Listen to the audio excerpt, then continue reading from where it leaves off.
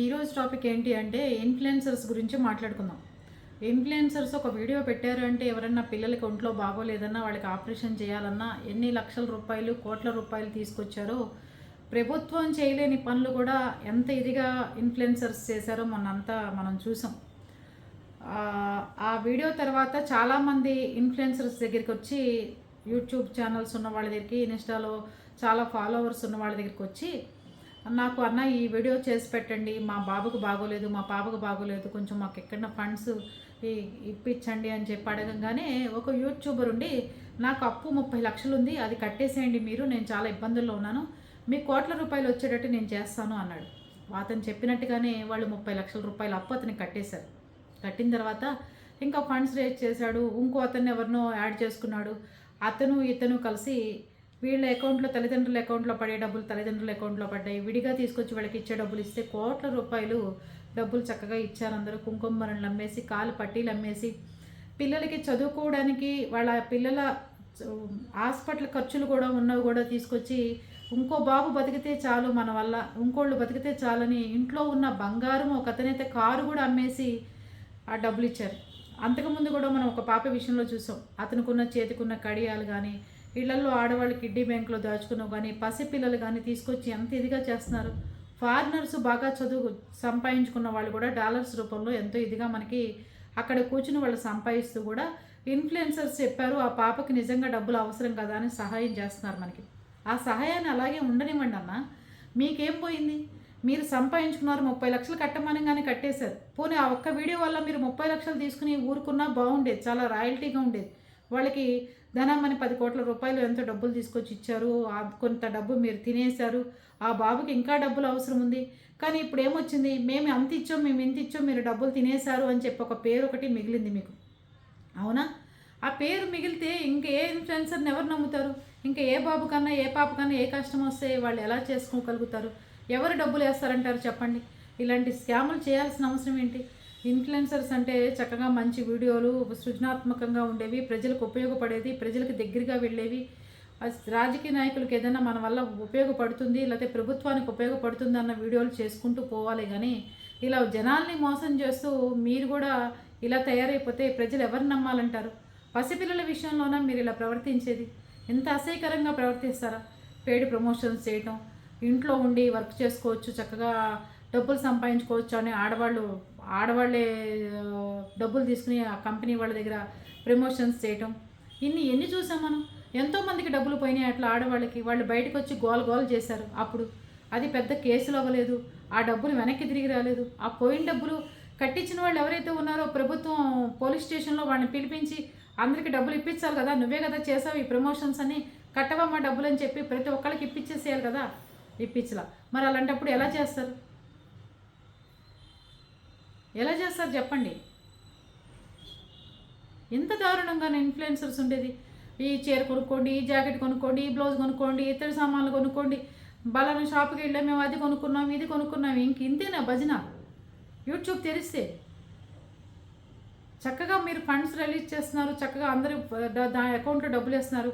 Please అండి, ఏ influencers అన్నా పిల్లలకి బాగోలేదు డబ్బులు వేయమంటే డైరెక్ట్ వాళ్ళ మమ్మీ డాడీ నెంబర్లు తీసుకుని, వాళ్ళ ఫాదర్ వాళ్ళ అమ్మగారి నెంబర్ తీసుకుని వాళ్ళ అకౌంట్లో వెయ్యండి డబ్బులు తప్ప ఏ ఇన్ఫ్లుయెన్సర్స్కి ఇవ్వద్దు.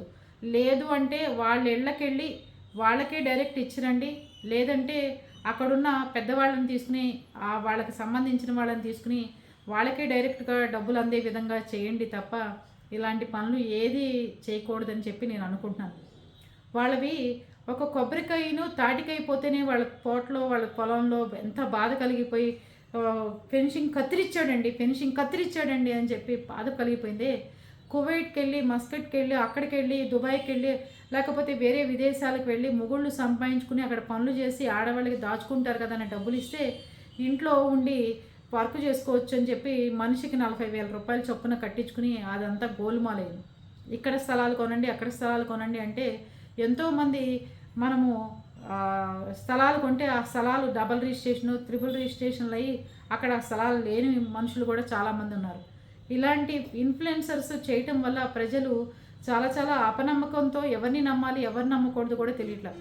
ఒక ఇన్ఫ్లుయెన్సర్ నమ్మి ప్రతి ఒక్కళ్ళు ఎంతో అంత వాళ్ళ అకౌంట్లో డబ్బులు వేస్తున్నారు. వీడియోలు బాగున్నాయంటే ఫారెన్ నుంచి వాళ్ళ అకౌంట్లో డబ్బులు వేస్తున్నారు. చాలా ఆప్యాయంగా మనం చూసుకుంటున్నప్పుడు వాళ్ళని మనం ఇంట్లో మనుషుల్లో చూసుకోవాలి కదా. నేను కూడా ఆశ్రమం పెడతానంటే ఎంతోమంది మనకి సొంతంగా ఫోన్లు చేశారు. సొంతంగా మన ఫాలోవర్స్ మేము వచ్చి మీకు హెల్ప్ చేస్తామండి. హెల్ప్ అంటే డబ్బులు కాదు, రూపాయి ఎవరి దగ్గర నుంచి డబ్బులు మన ఛానల్ అడగదు, అవసరం కూడా మనకి లేదు. ఏదైనా ఉంటే మన రూపాయి మీ ద్వారా రూపాయి తీసుకెళ్ళి మనకి ఎవరికన్నా లేని వాళ్ళని మన అందరం కలిసి వెళ్ళి పెట్టే ప్రయత్నం చేద్దాం తప్ప ఇలా ఫండ్ ఇవ్వండి అని చెప్పే పద్ధతే లేదు. ఎవరన్నా నా దగ్గరికి వచ్చి చాలామంది వీడియోలు చేయండి మేడం, మాకు ఒంట్లో బాగాలేదు, మా బాబుకి ఏమైనా అలా ఇస్తారని అడిగితే నేను ఒకటే చెప్తాను, మీకు ఎంత సహాయం కావాలో చెప్పండి, నా తరపు నుంచి మా వాళ్ళ తరపు నుంచి నేను సహాయం చేస్తాను. దాని తర్వాత మీరు ఎవరన్నా ఇంకో దగ్గరికి వెళ్ళండి అని చెప్తానే తప్ప ఇలాంటివి ఏవి నేను ఒప్పుకోను, ఇలాంటి పద్ధతులే పెట్టుకోను. కావాలంటే డాక్టర్ని ఫీజు తగ్గించుకోండి అని చెప్తాను. లేదు అంటే ఇంకో డాక్టర్ ఎక్కడన్నా బాగా ఫ్రీగా చేసే డాక్టర్ ఉంటే వాళ్ళ దగ్గరికి పంపించే ఏర్పాట్లు చేస్తాను. లేదు అంటే మనమే ఆ డాక్టర్ ఫీజు కట్టి అతనికి ఆపరేషన్ ఫ్రీగా అయ్యే విధంగా చేస్తాను. అంత చేయలేకపోతే అతను హాస్పిటల్లో ఉన్నంతసేపు వాళ్ళ పర్సనల్ ఖర్చులన్నీ పెట్టుకుని, మందుల ఖర్చులు పెట్టుకుని ఏర్పాట్లు చేస్తానే తప్ప పెద్ద పెద్దవి ఏవి నేను ఒప్పుకోను. మన ఛానల్లో పెట్టడానికి కూడా నేను ఇష్టపడను. అర్థమైందా? అంతేగాని ప్రజలకి మనం ఏదైనా ఉపయోగపడే విధంగా ఉండాలి, ప్రజలకి ఏదైనా మనము సహాయం చేసే విధంగా ఉండాలి. ఇప్పుడు అస్సాంలో కూడా ఎంత పెద్ద వరదలు వచ్చాయో చూసారా? ఎన్నో ఆవులు, గుర్రాలు, గేదెలు కొట్టుకుపోయి మనుషులు కొన్ని 164 గ్రామాలు తుడిచిపెట్టుకుపోయినాయి అని చెప్తున్నారు. అలాంటి వాళ్ళకి మన వంతు సహాయంగా ఏర్పాట్లు చేసే ప్రయత్నంలోనే ఉన్నాం. ఈ మన రాష్ట్రమా, తెలుగు రాష్ట్రమా, తెలంగాణ, ఆంధ్రనా, ఇంకో ఊరా కాదు, ఎక్కడ ఇబ్బంది జరిగితే అక్కడ మన యూట్యూబ్ నుంచి వచ్చే ఆదాయాన్ని అలా పంపించే ఏర్పాట్లు చేస్తాం. ఏ యూట్యూబరు ఎంత ఆదాయం వస్తుంది అని చెప్పరు, కానీ మీ అందరూ చూడటం వల్లే కదా నాకు ఆదాయం వస్తుంది. ఈ నెల 33,000 మన ఛానల్కి ఆదాయం వచ్చింది. ఆ డబ్బులు అస్సాంలో జరిగిన ఈ ఏదైతే ప్రళయం ఉందో ఆ గవర్నమెంట్కి చేరే విధంగా ఏర్పాట్లు చేస్తున్నాం.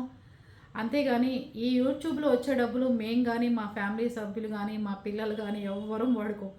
ఇట్లా ఏదైతే పిల్లలు ఉన్నారో డెలివరీలు అయ్యి ఇంట్లో పిల్లల్ని పోషణ చేయలేని వాళ్ళు, ఇంట్లో పిల్లలకి ఏదైనా ఇబ్బంది కలిగితే హాస్పిటల్ ఖర్చులు, మెడిసిన్ ఖర్చులు పెద్ద పెద్ద లక్షల్లో చేయించను. కానీ ఇలాంటివి ఏమున్నా కానీ ఏర్పాట్లు చేసే విధంగా, డాక్టర్కి ఫీజు కట్టేసి ఆపరేషన్లు చేసే విధంగా ఇలా సాగుతుంది మన ప్రయాణం ముందుకు. అంతేగాని లేదంటే అపోలో హాస్పిటల్లో ఉండి కట్టుకోలేని వాళ్ళకి మెడికల్ ఫెసిలిటీ కలిగించి అక్కడి నుంచి వాళ్ళకి గవర్నమెంట్ హాస్పిటల్కి పంపించి పెద్ద పెద్ద డాక్టర్లతో మాట్లాడి సదుపాయం ఏర్పాట్లు చేసే విధంగా, తొందరగా స్కానింగ్లు, ఎక్స్రేలు తీయించే విధంగా ఏర్పాట్లు చేస్తుంటాం. అంతేగాని మనం ఏదో యూట్యూబ్ నుంచి వచ్చే ఆదాయాన్ని మన సొంత ఖర్చులకు వాడుకోవాలని అనుకోవట్లేదు. ఇన్ఫ్లుయెన్సర్స్ అంటే చక్కగా మంచిగా అందరికీ ఉపయోగపడే విధంగా ఉండాలని నా ప్రయత్నం. ఎవరిని మోసం చేయమాకండి, అలాంటి ప్రయత్నాలు అసలు చేయమాకండి. ఓకేనా?